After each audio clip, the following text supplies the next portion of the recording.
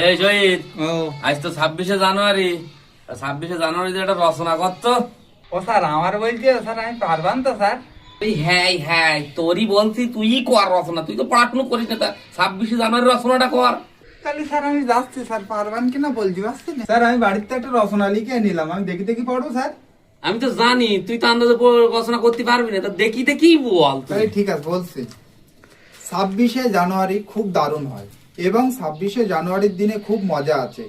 26শে জানুয়ারি 25শে জানুয়ারির পরে আসে। 26শে জানুয়ারি আমাদের দেশে এই কারণে পালন করা হয়, এই দিনে 26শে জানুয়ারি হয়। 26শে জানুয়ারি এর এক কারণ হলো স্কুল টিউশন থেকে আমরা মিষ্টি পাই। 26শে জানুয়ারি বাচ্চাদের জন্য আসলে আনন্দ নিয়ে আসে, এর কারণ এই দিনে স্কুল ছুটি থাকে। আমাদের সরকারের কাছে একটাই দাবি, 26শে জানুয়ারি যেন প্রত্যেক দিন হয়। হ্যাঁ, 26শে জানুয়ারি তোমার বাপ তৈরি করিল না, প্রত্যেক দিন হবে। কেন স্যার আমি বড় রচনা মূর্খ লিখে- দল, হাট বাড়িয়া।